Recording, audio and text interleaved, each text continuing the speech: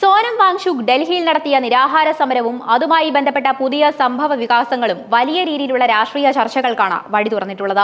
26 ദിവസം നീണ്ട നിരാഹാരം അവസാനിപ്പിച്ചെങ്കിലും സോനം വാങ്ചുക് ഇപ്പോഴും പോലീസിന്റെ കർശന നിരീക്ഷണത്തിലും കസ്റ്റഡിയിലുമാണോ എന്ന ചോദ്യമാണ് ഗീതാഞ്ജലി അഗ്മോ ഇപ്പോൾ ശക്തമായി ഉന്നയിച്ചിരിക്കുന്നത്. സമൂഹ മാധ്യമമായ എക്സിലൂടെ പുറത്തുവന്ന ഈ ചോദ്യം രാജ്യത്തെ ജനാധിപത്യ സംവിധാനങ്ങളെക്കുറിച്ചും പൗരാവകാശങ്ങളെക്കുറിച്ചുമുള്ള വലിയ ചർച്ചകൾക്കാണ് തിരികൊളുത്തിയിരിക്കുന്നത്. ഗീതാഞ്ജലി അഗ്മോ തന്റെ കുറിപ്പിൽ വളരെ വ്യക്തമായി ചില കാര്യങ്ങൾ ചോദിക്കുന്നുണ്ട്. അവ ഇതൊക്കെയാണ്. സഫ്ദർജംഗിലും ഇപ്പോൾ മെദാന്തയിലും എല്ലായിടത്തും പോലീസാണ്. പ്രധാന ഗേറ്റിലും റിസപ്ഷനിലും ലിഫ്റ്റുകളിലും വരെ പോലീസ്. വാങ്ചുക്കിന്റെ ICUവിന് പുറത്തും പോലീസ്. ആർക്കൊക്കെ അദ്ദേഹത്തെ കാണാമെന്നും കാണരുതെന്നും അവരാണ് തീരുമാനിക്കുന്നത്. ചിന്തിച്ചു നോക്കൂ സുഹൃത്തുക്കളെ, 26 ദിവസം വെള്ളം മാത്രം കുടിച്ചോ അതോ കടുത്ത നിരാഹാരത്തിലോ കഴിഞ്ഞിരുന്ന ഒരു മനുഷ്യൻ, തന്റെ ജീവൻ പോലും പണയം വെച്ച ഒരു ലക്ഷ്യത്തിനു വേണ്ടി പൊരുതിയ മനുഷ്യൻ, ഒടുവിൽ ആശുപത്രിയിലെ തീവ്രപരിചരണ വിഭാഗത്തിൽ കിടക്കുമ്പോൾ പോലും അദ്ദേഹത്തിന്റെ മേൽ ഈ പോലീസ് കാവലും നിയന്ത്രണങ്ങളും എന്തിനാണ്? ഇവിടെയാണ് ഗീതാഞ്ജലി അഗ്മോ ഉന്നയിക്കുന്ന ഏറ്റവും പ്രധാനപ്പെട്ട നിയമപരമായ ചോദ്യം പ്രസക്തമാകുന്നത്. കോടതി വ്യക്തമായി പറഞ്ഞിട്ടുണ്ട്, സോനം വാങ്ചുക് തടങ്കലിലല്ല എന്ന്. നിയമപരമായി അദ്ദേഹം ഒരു തടവുകാരനല്ലെങ്കിൽ പിന്നെ എന്തിന്റെ അടിസ്ഥാനത്തിലാണ് ഈ പോലീസുകാർ അദ്ദേഹത്തെ ചുറ്റിപ്പറ്റി നിൽക്കുന്നത്? ആർക്കൊക്കെ അദ്ദേഹത്തെ കാണാം, ആർക്കൊക്കെ കാണാൻ പാടില്ല എന്നൊക്കെ തീരുമാനിക്കാൻ പോലീസിന് ആരാണ് അധികാരം നൽകിയത്? നിരാഹാര സമരം അവസാനിപ്പിച്ചതിന് പിന്നാലെ സോനം വാങ്ചുക്കിനെതിരെ ചില കോണുകളിൽ നിന്ന് വലിയ രീതിയിലുള്ള വിമർശനങ്ങളും ആരോപണങ്ങളും ഉയർന്നിരുന്നു. സർക്കാരുമായി രഹസ്യധാരണയുണ്ടാക്കിയാണ് സമരം അവസാനിപ്പിച്ചത് എന്ന തരത്തിലുള്ള വ്യാജ പ്രചാരണങ്ങളും ചിലർ അഴിച്ചുവിട്ടു. വാങ്ചുക്കിനെ വിമർശിക്കാൻ തിടുക്കം കൂട്ടുന്നതിന് വ്യക്തിപരമായ താല്പര്യങ്ങൾക്ക് അപ്പുറം ഒരു ലക്ഷ്യത്തിനു വേണ്ടി 26 ദിവസം നീണ്ട നിരാഹാര സമരത്തിന്റെ മഹത്വം മനസ്സിലാക്കാൻ അല്പം സമയം കണ്ടെത്തൂ. നമ്മിൽ എത്ര പേർക്ക് സാധിക്കും സുഹൃത്തുക്കളെ? 26 ദിവസം യാതൊരു വിധത്തിലുമുള്ള ഭക്ഷണവുമില്ലാതെ സ്വന്തം സുഖസൗകര്യങ്ങൾ മുഴുവൻ മാറ്റിവെച്ച് ഒരു നാടിന്റെ ജനങ്ങൾക്കു വേണ്ടി സമരം ചെയ്യാൻ?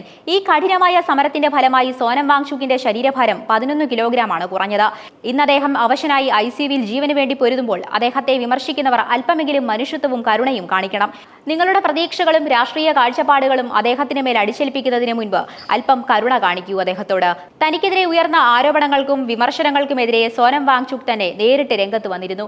തന്റെ സത്യസന്ധത ചോദ്യം ചെയ്തവരോട് അദ്ദേഹം വളരെ വൈകാരികമായാണ് ചോദിച്ചത്. എന്റെ സത്യസന്ധത തെളിയിക്കാൻ 26 ദിവസത്തെ കഠിനമായ നിരാഹാരം പോരെ എന്നായിരുന്നു.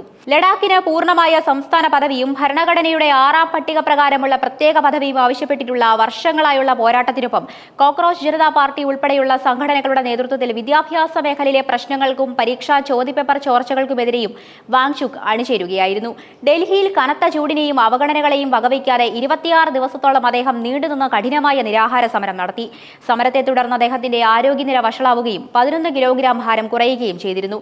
സമരത്തിന്റെ അവസാന ഘട്ടത്തിൽ ആരോഗ്യനില ഗുരുതരമായതിനെ തുടർന്ന് ഡൽഹി പോലീസ് അദ്ദേഹത്തെ ബലമായി സഫ്ദർജംഗ് ആശുപത്രിയിലേക്ക് മാറ്റുകയും തുടർന്ന് കർശനമായ പോലീസ് കാവലിലാക്കുകയും ചെയ്തു. കോടതി അദ്ദേഹം തടങ്കലിലല്ല എന്ന് വ്യക്തമാക്കിയെങ്കിലും ICUവിന് പുറത്തും ലിഫ്റ്റുകളിലും ഉൾപ്പെടെ പോലീസ് കാവൽ തുടർന്നത് വലിയ വിവാദങ്ങൾക്ക് വഴിവെച്ചിരുന്നു. അദ്ദേഹത്തിന്റെ ഭാര്യ ഗീതാഞ്ജലി അഗ്മോ ഇതിനെതിരെ ശക്തമായ ചോദ്യങ്ങളുമായി രംഗത്തെത്തുകയുണ്ടായി. ഡൽഹിയിൽ വലിയ പ്രക്ഷോഭങ്ങളും സംഘർഷ സാധ്യതകളും ഉടലെടുത്ത സാഹചര്യത്തിലും ലഡാക്കിലുണ്ടായതുപോലുള്ള അടിച്ചമർത്തലുകൾ ഒഴിവാക്കുവാനും സമരക്കാരായ വിദ്യാർത്ഥികൾക്കെതിരെ കള്ളക്കേസുകൾ എടുക്കില്ല എന്ന ഉറപ്പു ലഭിച്ചതിനെ തുടർന്നുമാണ് അദ്ദേഹം 26 ദിവസത്തെ നിരാഹാര സമരം അവസാനിപ്പിച്ചത്. പരീക്ഷാ സംവിധാനത്തിലെ ഉത്തരവാദിത്തങ്ങളെക്കുറിച്ച് ഇന്ത്യൻ പാർലമെന്റിൽ പ്രത്യേക ചർച്ച നടത്തുക, സമീപകാലങ്ങളിലെ നീറ്റ് പരീക്ഷാ വിവാദങ്ങളുമായി ബന്ധപ്പെട്ട ആത്മഹത്യ ചെയ്ത വിദ്യാർത്ഥികളുടെ കുടുംബങ്ങൾക്ക് അർഹമായ നഷ്ടപരിഹാരം നൽകുക, സമാധാനപരമായി സമരം ചെയ്ത വിദ്യാർത്ഥികൾക്കും യുവജനങ്ങൾക്കുമെതിരായി കേസുകളൊന്നും രജിസ്റ്റർ ചെയ്യില്ലെന്ന് ഉറപ്പു നൽകുക തുടങ്ങിയ ആവശ്യങ്ങളാണ് അദ്ദേഹം മുന്നോട്ട് വെച്ചത്. കേന്ദ്രമന്ത്രിമാരായ JP നദ്ദ, ഡോക്ടർ ജിതേന്ദ്ര സിംഗ് എന്നിവർ മെദാത്ത ആശുപത്രിയിലെത്തി നേരിട്ട് ഉറപ്പുകൾ നൽകിയതിനെ തുടർന്നാണ് അദ്ദേഹം ജൂലൈ മാസം അവസാനത്തോടെ സമരം അവസാനിപ്പിച്ചത്. പരീക്ഷാ പരിഷ്കരണങ്ങളെക്കുറിച്ചും നഷ്ടപരിഹാരങ്ങളെക്കുറിച്ചും പാർലമെന്റിൽ ചർച്ച ചെയ്യാമെന്ന സർക്കാരിന്റെ ഉറപ്പും സമരത്തിന് വിരാമമിടാൻ കാരണമായി.